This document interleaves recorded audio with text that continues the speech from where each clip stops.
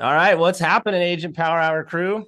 Well, gear up for a show that's going to knock your socks off. Today, it's about one of our very own, the real estate king, Kyle Powers.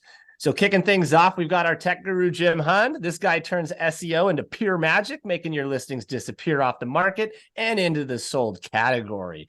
Then we shine the spotlight on Kyle Powers, our headlining act. This man isn't just the real estate game, he's soaring over it with 400 deals and nearly 100 million in volume. Kyle is the definition of a real estate powerhouse. Next to him is supposed to be Peter Tulin, but he's going to be a little bit late today because this guy is just killing it in the industry so much that he's late or on vacation.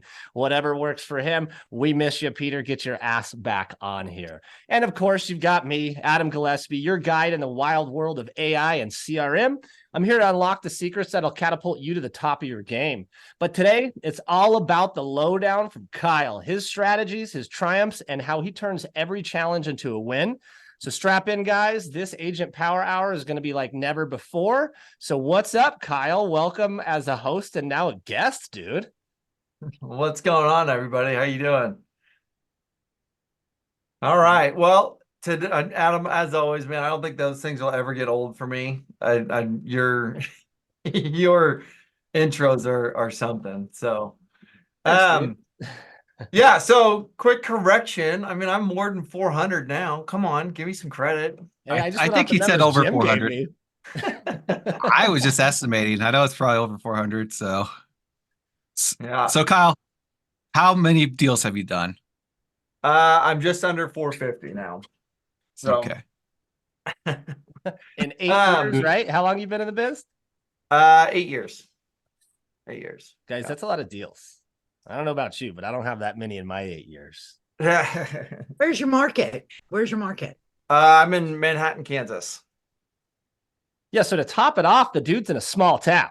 Like Yeah. he's not over in a major Denver or metropolitan area like Denver or even Clearwater over there, with Don. He's out in the boonies hanging out with like how many people are in your city, Kyle? And how many of them have you sold a home to? Not enough. 55,000 people in my town. So, Man. yep, 55,000. So it's fun. It's all fun. But no, I appreciate the intro. Today, guys, I don't really want to do a whole lot of a monologue on stuff, so I want to just kind of touch base on a lot of different things. You can point me in any direction and I'll go in it. I don't have anything really to share as far as the screen goes, but I really just want to kind of talk through a couple different things as far as what I've been able to do over the last couple of years to kind of have the success that I've been able to do. So, first off, I want to start with thank you again for joining us today for Agent Power. I always appreciate you guys showing up. And I would say that let's continue to have this be a dialogue. But I will tell you kind of a background on myself. I came into the real estate industry in 2015. So I guess I'm coming up on 9 years now. It was April 13th, 2015. I came from the construction industry. I came to Manhattan, Kansas for Kansas State University, graduated with a construction science and management degree. That is how I met our co-host, James Hund. He and I have known each other for way too many years now. And, but no, Oh, it's been, stop. yeah, let's stop. It's been a good time. It's been a good ride, right? So I very quickly raised in the ranks at my my previous job as a project manager, and really was able to kind of do that one, but quickly decided that I hated what I was doing in the construction industry. So I decided to be that crazy person and take the leap and get into real estate. Um, Fast forward to today, like I said, I've got about just under 450 sales under my belt, ranging from, I think my lowest is like a $7,000 sale, up to a couple $1 million sale here in my little bitty town here. So,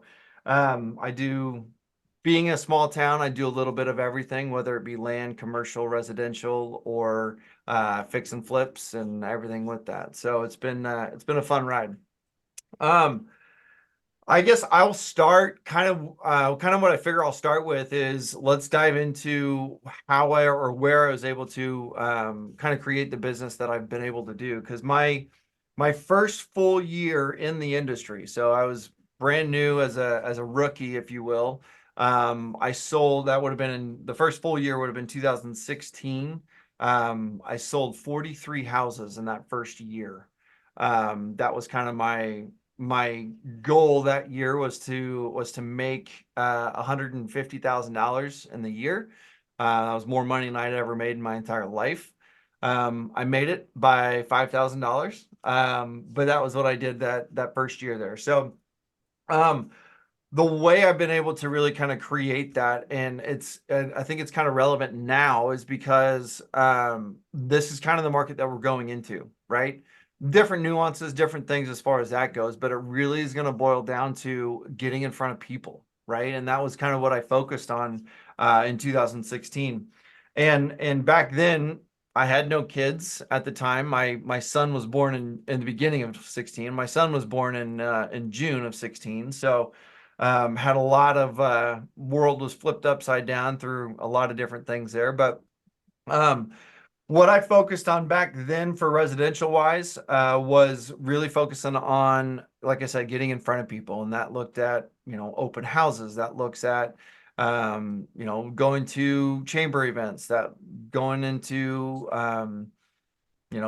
joining groups and doing all kinds of different things as far as that all goes from there. So I think that's the beginning piece of that. And then, fast forward to today, it's just, again, working your sphere of influence and things that way. And I think that's what my business has personally evolved into, is really just kind of working through listings and working through that stuff, and then being able to track a lot of those items throughout that process. Kyle, do you? Talk Uh, at people, so I guess shoot me some oh, questions as we got yeah, I here. got a question. Yeah. So when you were first starting to build your business, I know you were in Manhattan for 10 years before you built it, but of course I was in college and stuff like that. So, Sure. really kind of like you were in somewhat of a newer market for yourself. How did you immediately, close that many deals your first full year? And has that changed, or do you think that process that you were using then would still work today? Um, how was I able to? I guess I'll say this. Yes, I was there for about 10 years prior, but I will tell you, I actually have my list of all my clients. I knew 4 of them prior to that year. So out of that, 39 of those were new people that I'd never met before. And so what I was doing was going out, and I met, some of the first clients I ever had, where I met them at the chamber events and things like that. So the biggest thing, and this is the thing too, right, is that I know what you're fishing for, because I know you know the answer, but um, one of the big things that I will tell you guys is that just getting in front of people. If you're holed up in your office doing nothing, working, doing emails, doing all whatever that looks like, that's not really getting into the sales piece of it. But getting in front of people, getting your name out there, getting that stuff. Social media helps, but it still isn't going to matter if you're not out there helping people get to that next level of it all. What I focused on that year in 2016, and I still do, as I have an ability to do it. But what I focused on that year was open houses. So that year in 2016, I actually did 54 open houses for the entire year. When I started the year out, I made a goal for myself of doing one a week. Obviously exceeded that, but my goal was to do one a week. And I don't care if I was working and nobody showed up.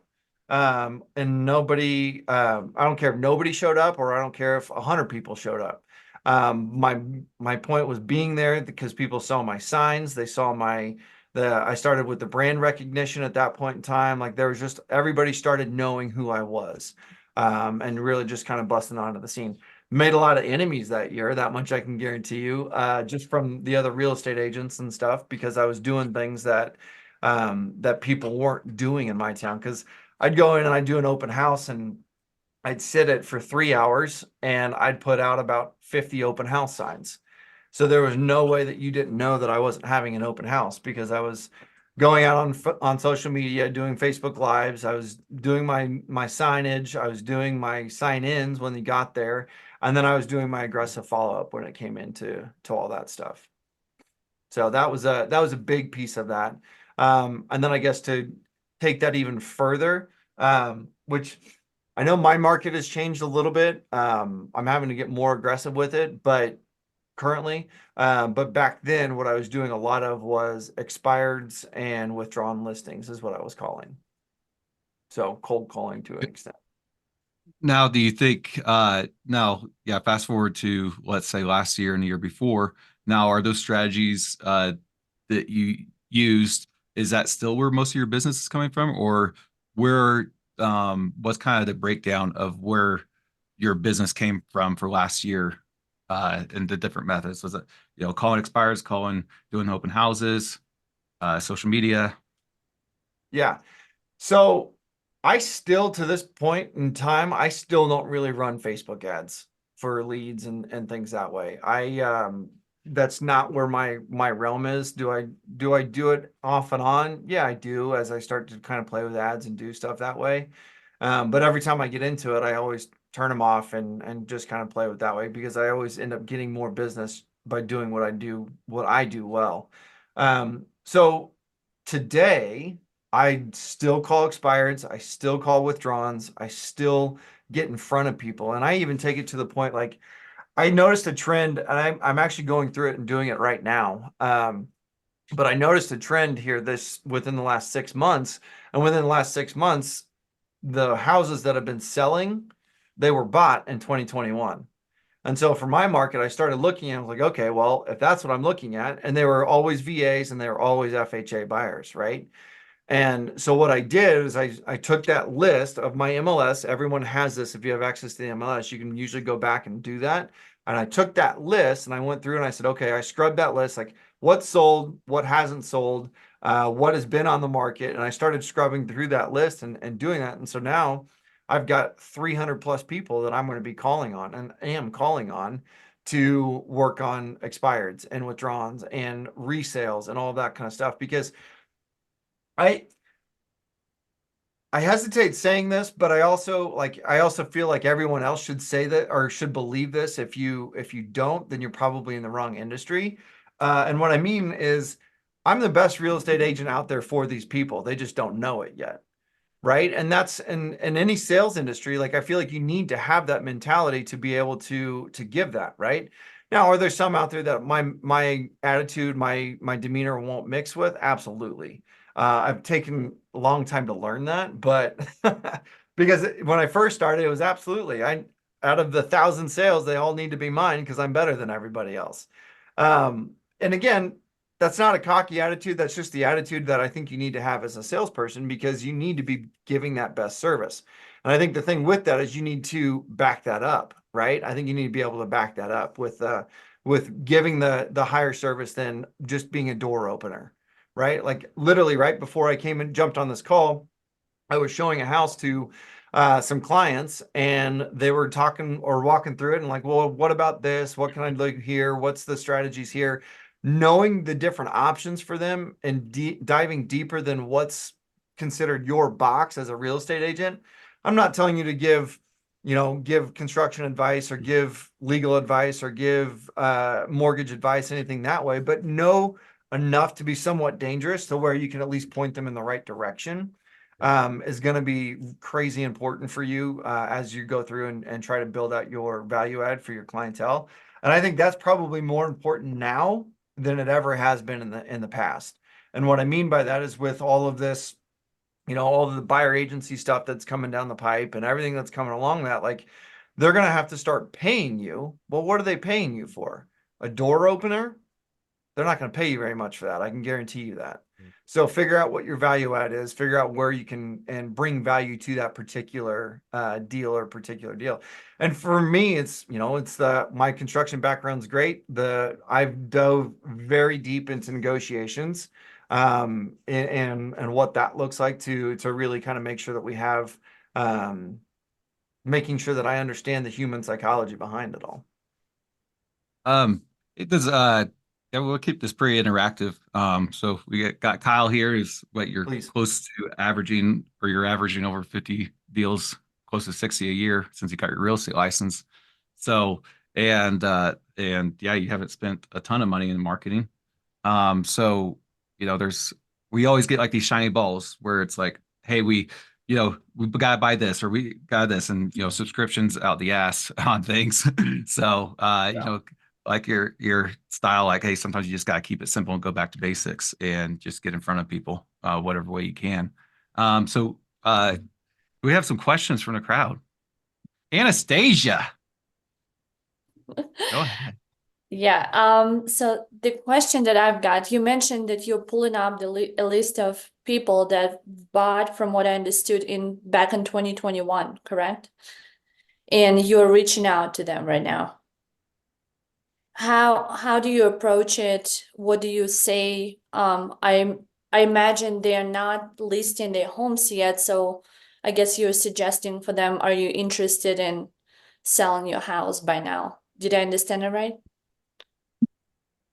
Here's the thing that, people get so crazy about, right? And just, I don't know how else to say it other than just be human with it, you know? Don't get so caught up in the scripts. I've been cold calling since I will tell you, like it took me a lot to actually get to cold calling. But what I will tell you is just talk to them, right? Just introduce yourself. Again, count that as a contact, right? Like they talk to you, they have a good conversation, whatever that is. There's I'll get to that one in a minute. But so to answer your question, what I'm doing is just calling them. Hey Anastasia, this is Kyle Powers. I'm Haven Real Estate Group, EXP Realty here in Manhattan. Hey, I was just calling you up. I saw you sold your house, back in January 12th, 2021. I was wondering, have you ever thought about, or have you considered looking at what your pricing for your house may be worth today? Because in my market, between 21 to 22, all the prices increased about 15%. And so that was a lot of that. So especially that's another reason for going to 21 and before, and going into that direction, because they have a lot more equity in their home. And what also is coming down the pipe is when the interest rates drop and they continue to change, and that is major news.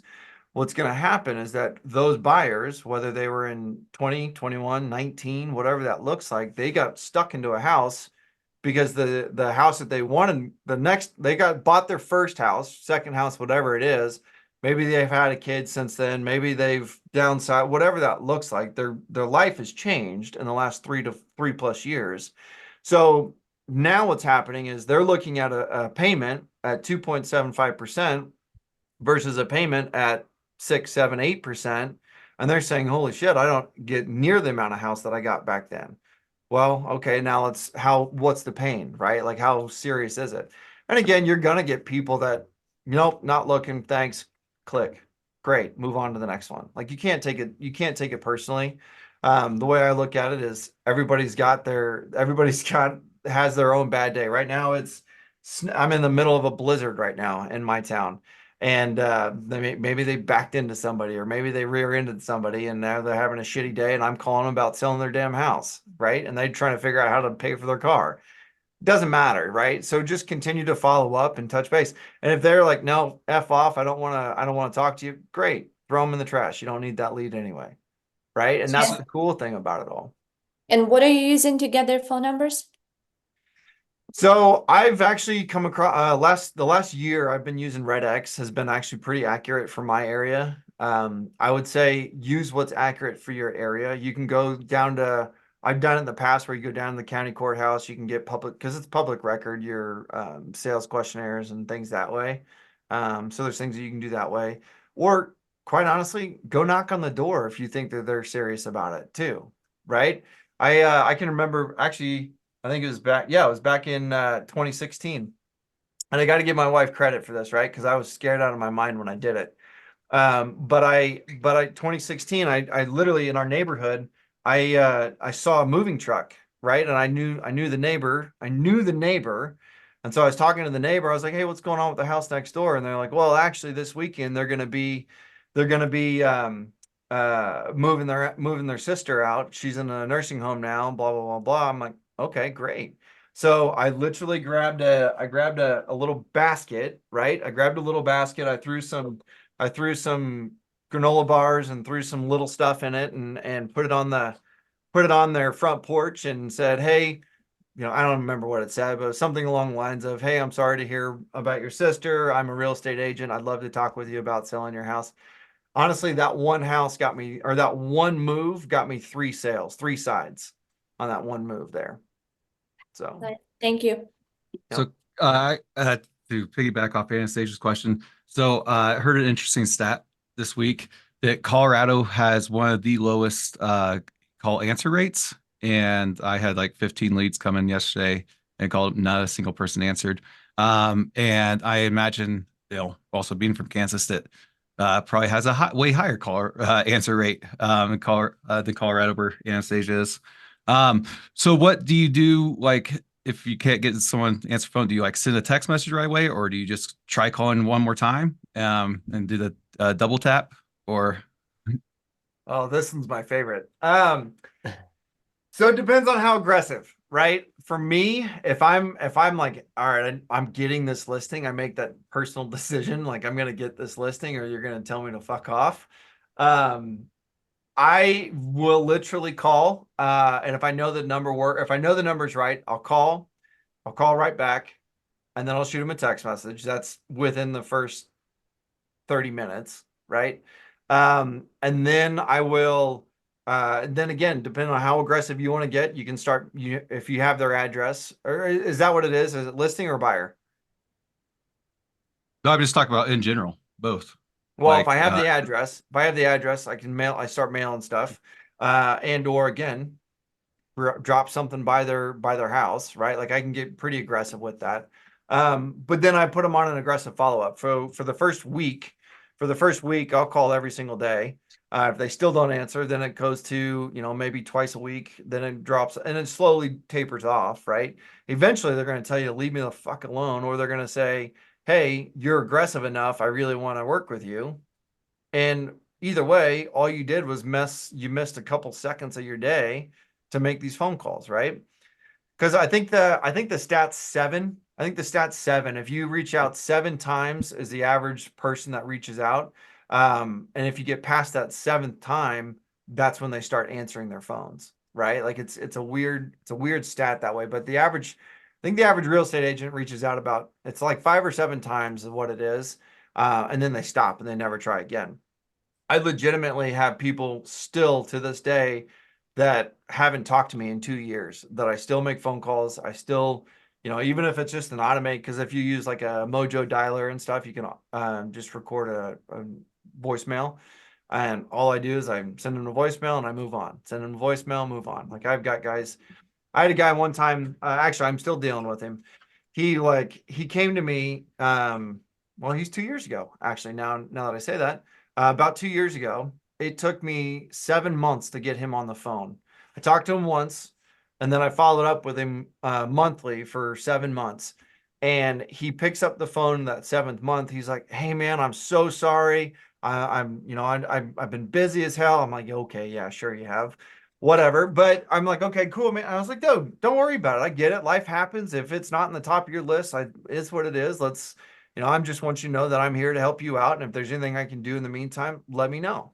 He's like, no, man, I'm using you. I promise. Don't get mad at me. I just don't have time sometimes to jump on the phone. I'm like, listen, only way I can get mad at you is if you use a different real estate agent. At that point in time, like, I don't care, right? Like if it takes you 5 years to buy a house from me, it's not going to stop anything from me calling you up and texting you and getting a hold of you. He's actually terrible to get a hold of, but every time I talk to him, he's very thankful that I call him back or I call him, right? But he knows, because that's the thing, right? It's like you pick up the phone call, especially if you save the number, right? And that's one of the things that I say every time I talk to people. I'm like, hey, save my number. This is my personal cell phone, which everybody gets excited about having your personal number. So I'm like, this is my personal number. You can text me, you can call me, you can email me, whatever it is, get a hold of me if you ever need anything. So they save your number, you call them, they look at it. Oh, James Hunt's calling me. Yeah, I don't want to talk to him right now. Cool. James Hunt is now in their head, right? Month goes by, you call him back. Oh, James Hunt, I don't want to talk to him right now. But James Hunt's back in his head again. Oh, that's that realtor. Great. Third month comes up. Hey, James Hunt's calling me. I got a couple minutes. I'll try and talk to him. So you get him on the phone. You check in on them. You follow up with them. You just, again, you don't even have to talk real estate because they're always going to bring it up. Always. And what I do, and one thing I switched to here last year was, if you guys don't do it or don't have it, Peter actually has a really great Trello board. And I've done that. I use that thing every single day. Every single day. Like I'll actually, I think I can share my screen. I'll show it to you here. Hey, while you're sharing that, I just kind of want to drill down on the point that you're making here. Whereas a lot of the times in this industry, cold calling is it's one of those taboo things for us agents, right? Like, we don't want to bother people. We feel like we're being pushy or whatever that may be. So a lot of the agents choose not to make that call. But a good example that Kyle made there is that even though he's calling these people obsessively, some of us would call it like a stage 5 clinger status, these people aren't answering the phone and cussing him out, right? They usually answer the phone when they finally do, and they're like, hey, thanks for continuing to get a hold of me, right? They see that persistent effort to get in contact with them as the way that you're going to do business, right? So if you're the type of realtor that calls twice and then says, fuck it, I give up, they're not answering, well, what's that tell them about how you're going to sell and market their house, right? So it's really important that if you're afraid of cold calling, to kind of take that perspective that Kyle's talking about here, where it's like, hey, I'm the best realtor in this entire market for you. And I'm going to give you a call to save your ass from getting screwed over by some of these hack jobs that are only doing one deal a year, right? So try not to look at that obsessive calling as a negative thing, and look at it as a positive thing. And as you demonstrating your ability to stay aggressive, that you'll be able to do that to get their house sold. Because I'm willing to bet, Kyle, that you don't get cussed out when you finally get these people on the phone. They're usually apologetic for avoiding you. And the reality is that when they're not unsubscribing or telling you to stop, that's not a no. Right? It's almost like a, hey, not right now, but keep going. If they really don't want you to call them, they're going to pick that phone up and tell you to stop. Right? Yep, so I really dig that perspective you got on that, man. Yep, absolutely. And that's the thing about it, right? Like, if I like this one better than any CRM I've ever used, and I've used a lot of them over the years, but I like this system because, like, I can go in, let me look here.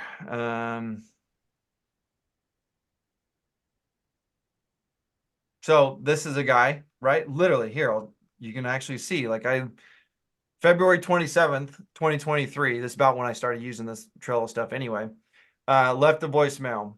February 28th, called back, and we're going to see houses. Sent him a text message, left the voicemail and a text, and now I'm in April. April 25th, had a conversation, called and left a voicemail, just checking in on him and his family day, because he told me some family stuff. 21st of June, texted and called him yesterday. Then finally get a hold of him in July. Things are pretty wild for him, leaves North Carolina. So again, he's got family stuff, right? So then he sends me, I've never sold a house to this guy. This is actually a perfect example. He sends me a lead. He sends me a referral at this point in time, because I've followed up with him so much that he's like, yeah, man, here's a bone. And so then I start my follow up with these guys, right? But then literally September, text him on a couple of things. November, voicemail. December, voicemail. Right. And so it's just having those conversations with these people and continuing to follow up with them. Same with these guys, right? Like, it's just starting that process, and it's like, oh, okay, cool. I've got that. And so, like, for example, I've got a gal, like, let's just say I call up this person, right? I call her up. I say, okay, cool. I talk to him. Boom. Move her up here above my follow-up card, my FU card. So I move her above that card, and away we go, right? And it's each one 6 months, 6 to 12, 1 year plus. And then I put my clients in here too. So I've got buyers, sellers, listings, under escrow. I don't really go this deep, as you can see. But then I start moving them in, and then I put my past clients into a follow-up as well. And so it's one of those things where it's like just making that contact and having that continual effort. And that's all it is, right? Like, and I don't care if it's you put it in AI and shoot text messages and kind of go that way. I don't care what it is, as long as you're reaching out, because they're going to look at their phone, they're going to see, oh, Adam's called me today. Cool. I'll call him back later. And more than likely their life's busy. They're going to get back to you, or they probably won't call back, which again is fine. I would say 60% of my clients, I call them and text them and get a hold of them more times than not without any response. And then they come back and they're like, hey, I appreciate where you're at. I'm ready to sell my house now. Yeah. So And that's, they dude, just that's have key. access. Like everybody in the room right now, like throw in the chat how many calls you make on average daily. And then let's get the answer from Kyle, because I'll bet you Kyle's number's up there, man. From what I just saw and what you just showed, you called that one person 15 plus times, right? Within just a matter of a few months. So the question I have for everybody is, how many calls are you guys making per lead, or on average per day? Like, do you have time blocked in your schedule where you're sitting down and making calls? Is that time consistent? Or do you vary that, and I think that's going to have a direct correlation with how many deals we're doing. Yeah. I do an And then hour we'll a get day. James I- does an 0 hour- calls. Great, James. I'm glad your ISA can take care of it for you. Yep. I say does that. And Kyle also sells way more than I do. So there you go. Which is fine too, right? Like I'm cheap, so I don't like spending money on stuff like that. So for me, I'd rather call but I call an hour a day, an hour every single day. I call for an hour. And again, whether it's one call or whether that's 100 calls, I call an hour a day.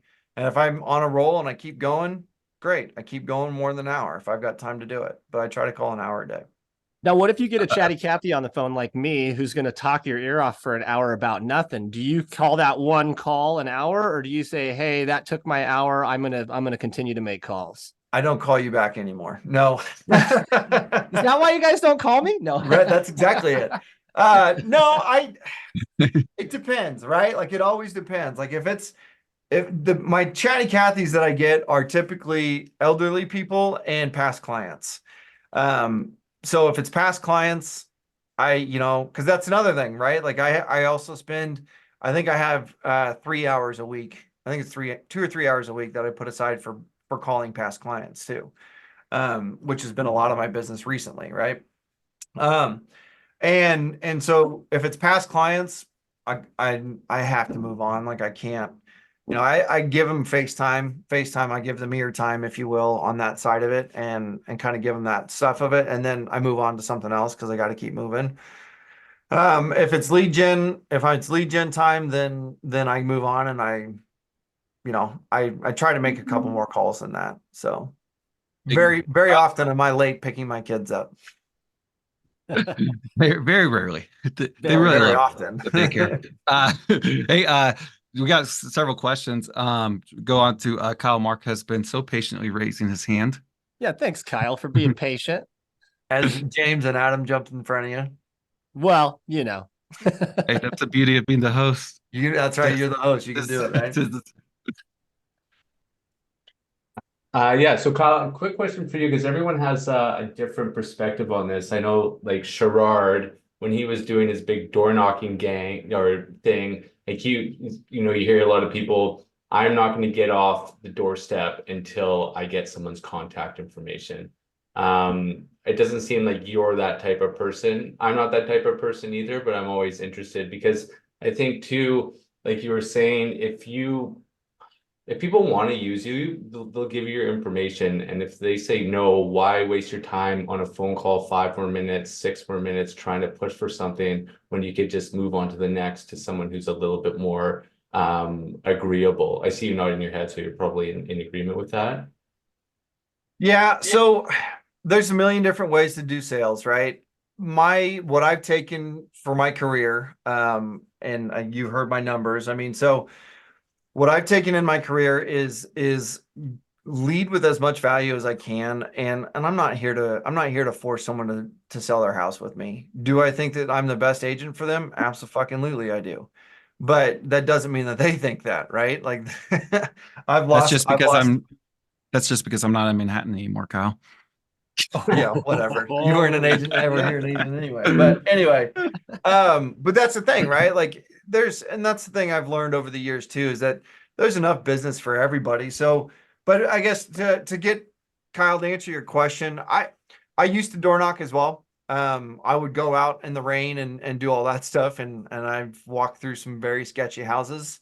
Would never ever recommend a female to do what I've done walking through stuff, just because hindsight, it's like, what the fuck was I thinking? But and I wasn't carrying a gun at the time either. Um, but I've At door the knocked, time. and you know, there's a lot of times where the door slammed in my face and all that stuff, which is fine. My thing is come in with value, right? Yeah. Like again, I using the basket story, right? I gave him something expecting nothing, asking for one thing, right? And so that's kind of where I've gone with it. And I don't follow up with people because I'm like, I want your sale, I want your sale, I want your sale, right? Like that guy, the one that you just saw there.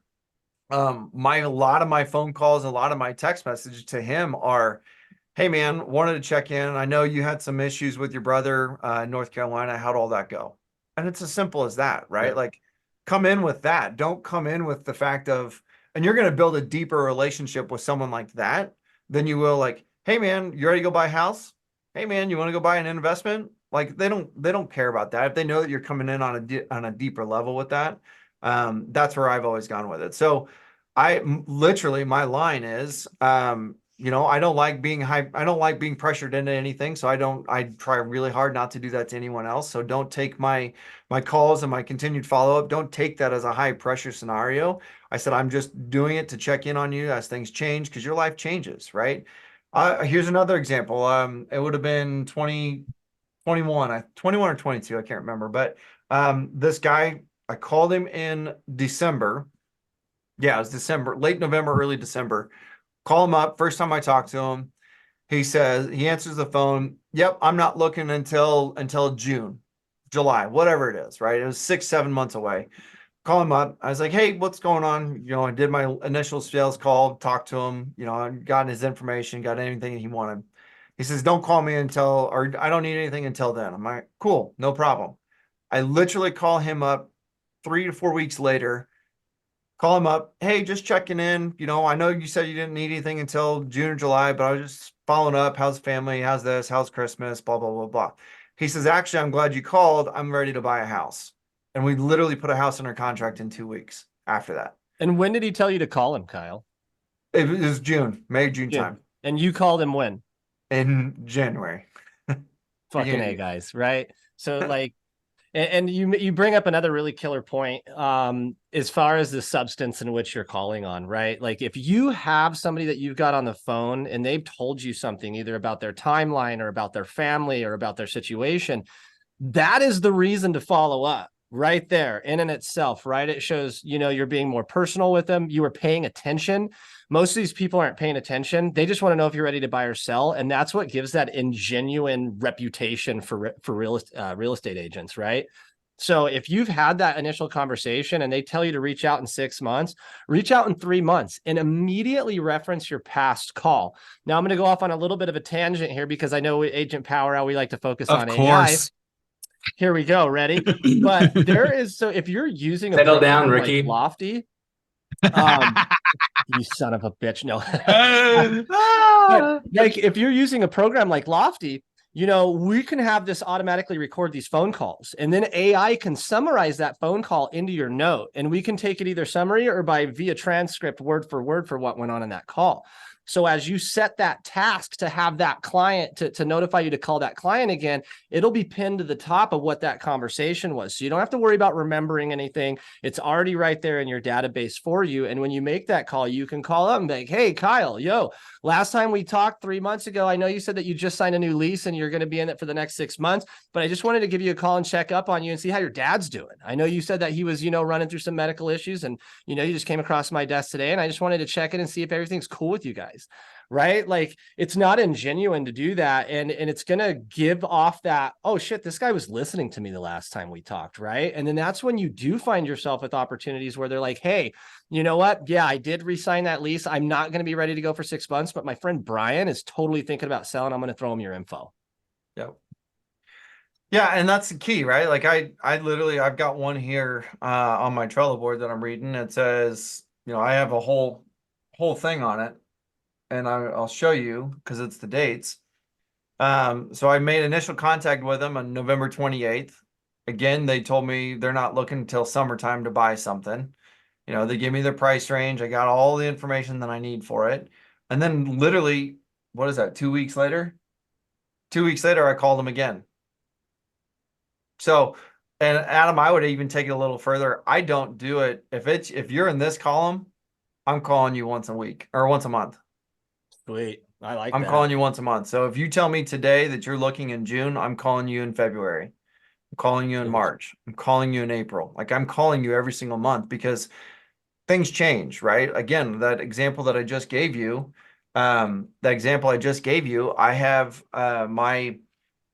things change over the time, especially the moment you start looking, and you guys know this, you've seen it or you've done it, where you start looking at houses and you're like, holy shit, this house is the one, but it's 5 months ahead of my time.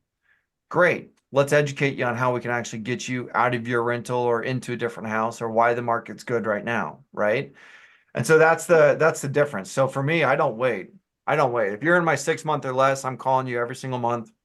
If you are in 6 to 12 months, I'm calling you every other month. If you're a year plus, I'm calling you once a quarter. That's badass, Yeah, dude. I think that's pretty cool that you're like, hey, these strategies work, and nothing really beats getting in front of people and actually touching them, which I like Don't that make word. it So I'm With creepy. consent, guys. If touching you're gonna them. touch them, you Don't gotta make have it consent. creepy. Yeah, but You also, gotta and then touch them like 7 times before you can go. yeah, and then utilizing like AI and stuff to make these systems streamlined. Now we got quite a few questions because a lot of what Kyle does and it works and stuff. Looks like next 5 years we can automate quite a few of that Yep. and maximize the amount of times that we are actually touching people and getting in front of them. Which I am and utilizing time this way.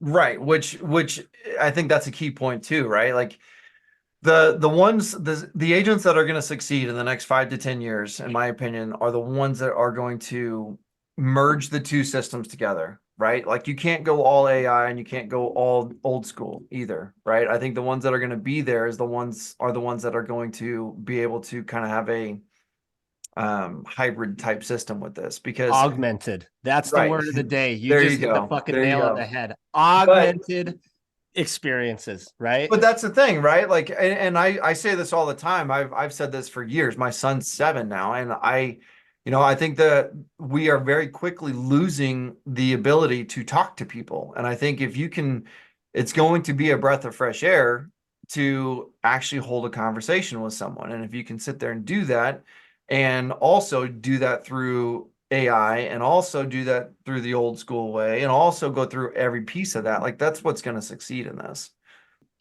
Julie asked about marketing campaigns. I don't, is Julie even still on here? But Julie, what I do, like I said, my stuff that I do is I do a lot of buy sell trade groups.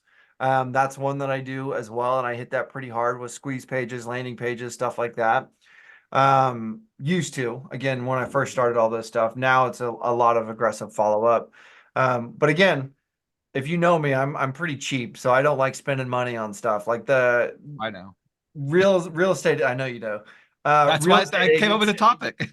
yeah, real estate agents get $100 a month to death, right? Like so quickly, like, oh, it's only $100. It's only this. It's only one sale, and that's how we justify it. But again, if you're not watching that, like you can very quickly get to $2,000 a month that you're on subscriptions. So I always kind of watch all that stuff, and if I don't get a return from it, I cut it pretty quickly. But that's a lot of what I do there as far as campaigns go. But I've been very effective with doing my cold calls on expireds and withdrawals and stuff that way. And now it's more of aggressive with, looking at those new markets and potential people coming on the going to be coming on the market. So that's a big one for me. And you Mindset. mentioned, oh, sorry to cut you off. Can Go. I just a follow-up question to that? Yeah, So yeah, that's, please. I think that's for your new clients, right? But how do you stay top of mind with your existing clients so that they don't forget you? So I will be totally transparent. That's probably one of my worst deals or worst ways. I connect really, really well to some, and the other ones I don't. However, What I do there is I literally, like, if I'm calling, not when I'm like sitting down focused in front of a computer calling, but like I drive by a client's house, right? Because I'm always out driving. So I drive by and I shoot them a message of like, hey, just drove by the house, was thinking about you, want to see how you're doing. Again, probably don't get a response from that, or I'll call them or whatever, right? Like that's a big one. A lot of what I used to do too, and still do, is do a lot of client events. So like I do a cookies with Santa event, I do movie theater nights, I do all kinds of stuff that way. But again, that gets pretty expensive for little stuff. So the easiest way I would recommend you is just making time to go have those conversations. And I've stolen this from a couple of friends in our group, but I know Peter does a really good job with pop buys. He does a really good job with that one. And I think he's got a couple of videos out there, so I'd recommend looking at that. And then one that I've stolen from a guy in our group is annual reviews.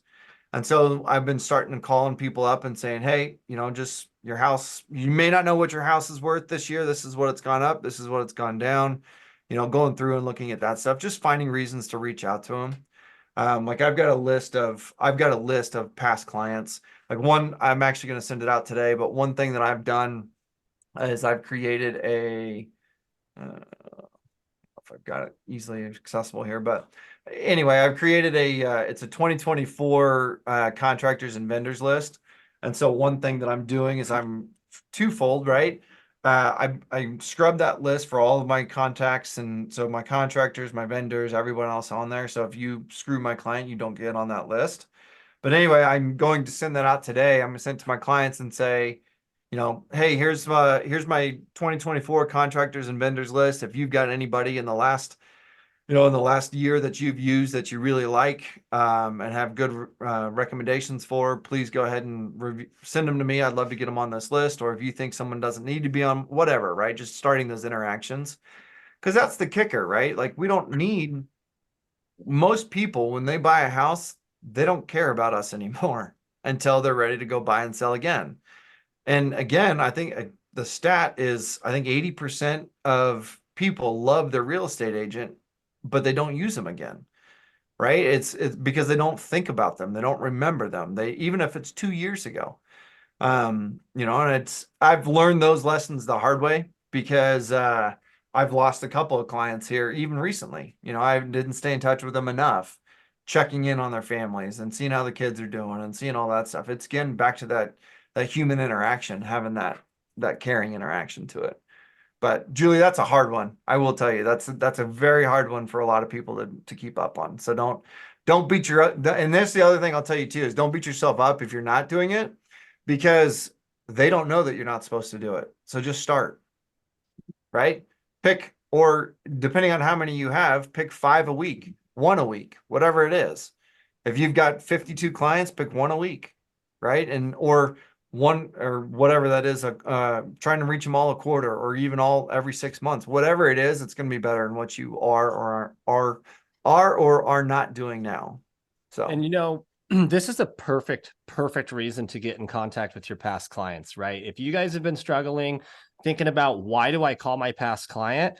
Call them and say, hey, if you don't have a vendors list yet, well, this is the perfect way to get it started, right? Call them and be like, hey, I'm putting together my vendors list for 2024. And if you've had anybody that you've had experience with over the last year and you are satisfied with that service, I would love for you to share that information with me so we can put it on the list and make sure everybody gets this good service, right?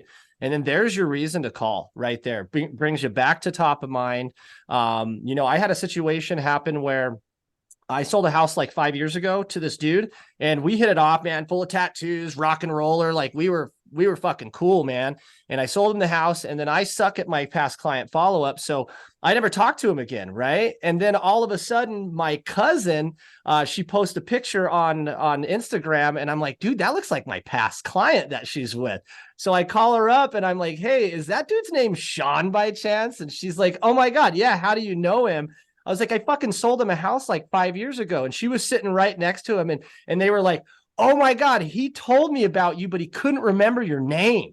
he couldn't remember who you were. He knew that you were cool as shit, but he couldn't remember. And it was like, wow, what a small world. But when I got off that phone call, I was like, holy fuck, dude. Like we had such a good relationship through that 30 days that we were hanging out and I was selling him a house. But after that, like Kyle said, they forget about you. You're important, but you're not important enough, right? So they like for the realizing that he had forgot my name just let me know crystal clear that my follow-up game with my past clients absolutely sucks. Another one, and I'll move on from this, but another one that I do is I actually created a Haven Real Estate Group VIP group. And so what I would do is I'd post giveaways, right? Like I'd go buy $25 gift card at a local coffee shop, and I'd tell them all like, hey, go use it. It's there until it's gone, right? And then it's just another reason to be in front of them, right? And again, you can do a $10 on it for all I care, right? Just put it out there that you have it, and then the first two people will get there, but they don't know. They don't know that they're the first two or the last two, right? And the other thing too, this I found this. So this is what I've created for my vendor list, and this is all it is. Legitimately, I just talked to a guy on this HVAC tech on this list, and he was like, hey, you were I wanted to call and say thank you so much for referring me. And I'm like, what are you talking about? And he's like, yeah, apparently I'm on some list that you guys gave to your clients. I'm like, oh yeah, I just created it. So yeah, so it was pretty cool. But now I'm creating a relationship with that plumber HVAC guy. Right. So now I'm creating that relationship, and now that's going to stem out. And then especially if he's like, holy shit, Kyle's sending me a lot of business lately, he's going to be like, okay, well, how do I help him out? Kind of a thing. So Bingo. Meg, you asked if your cell phone is connected or are you entering each data point? How many hours do you cold call? I answered that. I cold call an hour a day. It depends on the if you're asking like if I put it in Mojo or if I dial each number. I was talking about Twillo when you were showing the Twillo. Like, Oh, are you Trello? entering each data point in Twillo, or is there some way that you're connecting his incoming calls or your outgoing calls? So this is no, it's not connected. I input each one. So that's back to the same thing, right? Like I'm not gonna call as much of as an ISA is. But I also like each person on my 6 month and less, 6 to 12 month and year plus, I have had one conversation with every single person on that board. And so that's the only way that they make it in there. And so if you actually look, so like this, I've got a buyer lead and I've got seller leads, right? And these are expireds, and these are buyer leads that I got leads come in that don't answer, but they stay in here. And then if I talk to them, then I take them and I move them over here, right? And then I start my follow up with everything that comes with it from there. But I'm actually like for example, Phil.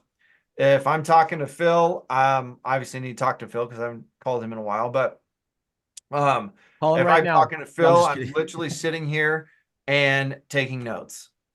Okay, Phil wants a place up in Riley. Cool. He wants a 2-bed, 1-bath. Phil has 2 kids. One is 8 and 4, 3, whatever. 34. Right. Yeah. Like I'm actually spending that time to actually sit there and talk to them and actually write down the notes, because when I call him back up again and I say, hey, Phil, what's going on? I know, little Johnny's, he was getting ready to go to a baseball game or whatever, right? Like, or they had school was out or what, and bringing up those, all you have to do, in my opinion, all you have to do is bring up one thing that you talked about, and you're going to connect immediately. You're going to connect with that person, because he's gonna be like, holy shit, he actually listened to him and then remembered, more importantly, because they don't know that you're taking notes, and they don't need to either. Thank you. Yep. And hey, you brought something up at the beginning. I know we got to wrap up here pretty quick, but you brought something up at the beginning when you first got into real estate. You joined the chambers. Like, what was that like for you? Like, how did you get into that, and what was your process? Pretty simple. My broker at the time was already a member, and so then I just went to literally every ribbon cutting, every after hours, every Good Morning Manhattan, I went to every event that they had, because those are all business owners. I one of the first ones that I got client from, I spent all day in a car with a guy, and I just got to know him that day, and we were delivering like chamber packets, like grab bag type stuff to businesses. And so, and then literally that night he says, "Hey, actually got a gal that works for me. He's looking for a house." I'm still friends with this woman today. And that was back in early 2015 or late 2015. Sorry. Awesome. You guys, what do you say about so this great foundation? What do you say about we go through like different ways to automate some of the tasks and stuff like Well, that? it is noon, so I don't want to go over an hour. I was trying to see if there's any pressing issues to hit here. One other thing I will tell you guys too, while I still have the floor, don't be afraid of referral stuff. I think that that's one of the biggest thing that most people run into is that they don't want to give up their commission on stuff, like whether it's a referral to an agency or whether it's a referral to another client. Don't discount that, because I've gotten so many, like if you're looking at it, there should be a couple different points per deal here. And that's what I would say is that, if you're having to give up 50% of your commission, well, that's 50% that you wouldn't have had anyway. So take the listing and go find a buyer off of that property, right? Off of marketing that property. So, best open rate. When I need more listings, if market slow, method is 30 numbers. Trello. We do have a question from Pablo too. Hey, yeah, sure. Pablo, what's going on, man? Hey guys, thank you. I'll try to keep it fast. Talking about entering data points. Right now I'm pulling manually expires off the MLS, right? Exporting, going through, scrubbing the do not call lists, time consuming. You were talking about subscriptions, getting $100 a death. Is that something, right? I'm exploring that. There's systems we can integrate into KV Core. Somebody put up a video in the Wolfpack recently about it, and I'm exploring that. Just your opinion, your thoughts on that, your approach. So you're asking, should you sign up for the system or should you keep scrubbing? Should I sign up for the? Yeah, I feel like there's value in that, right? Because it's massively time consuming. Yeah, so I'm the wrong guy to ask, because like I said, man, I'm cheap. So if I can do it for free and I can spend a little bit more time just doing it that way, I'm gonna go do that personally. Now that said, like I will tell you now, again, I don't know how long you've been in the career in your business, but now I have a virtual assistant that I hire, and so she's literally scrubbing those lists for me. I'm giving her the tools and things that way to go scrub those lists and do all that stuff for me. So so I think it's up to you as far as what do you feel, one, what do you financially have the ability to do? Two, and how much time do you have? Because when I first started, I had all the time in the world, man, but no money. So I do it all for myself and I do it all for free, right? I would rather go do that.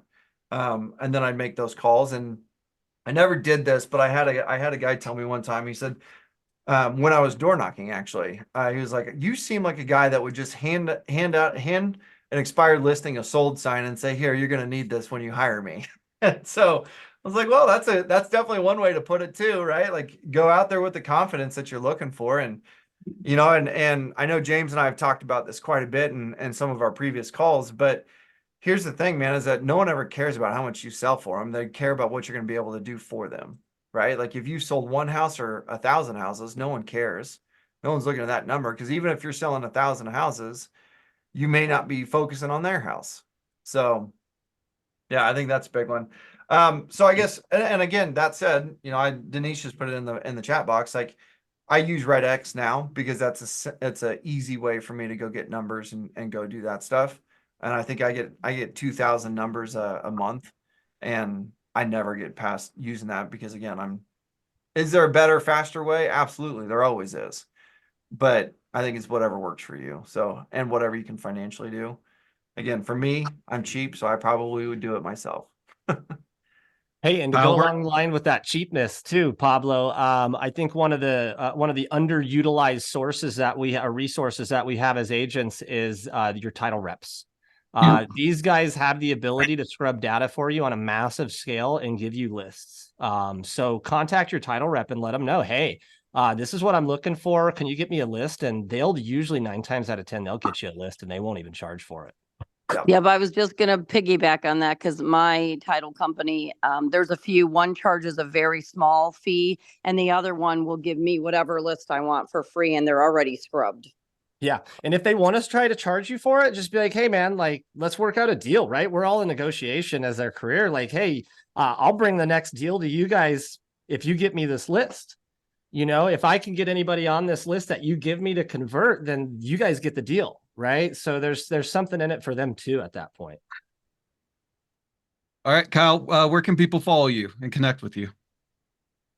Always Instagram. I'm there. Facebook, social media. I will put this is my personal cell phone number. If you have questions there, my email's probably the best. For me, as far as if you have questions or want anything, if you text me, it's going to get lost in everything that I have. And then my Instagram handle is this, as well. So you can go to all that stuff there. Social media, I'm on Facebook, YouTube, all that kind of fun stuff. So Cool. Awesome. Adam? Well, go ahead, James. Oh, I said go ahead, Adam. Oh, all right. Well, hey, that's a wrap on today's Agent Power Hour, guys. Big thanks to you, Kyle Powers, for sharing your knowledge and wizardry with us, man. It's definitely something that everybody can take from this call and put right into power or into play today. Shout out to our tech genius, Jim, over there, Strategy King. Peter Toolin, you never showed up, but we understand, brother. You're doing a bunch of stuff out there. We love you. We miss you. So that's about it, guys. As you know, I'm Adam Gillespie signing off here, but not before reminding you that in this game, it's all about hustle and staying ahead of the curve. So remember, every challenge is an opportunity to level up. So stay tuned for more epic sessions, and don't forget to follow us on Instagram, guys. James is going to drop the link down there to the Agent Power Hour show. Follow us. We're going to start putting a little bit more content on there as well. Because, you know, we're going to be your go-to source for the latest and greatest in real estate revolution. So keep pushing, keep innovating, and let's make every deal count. We'll see you guys later.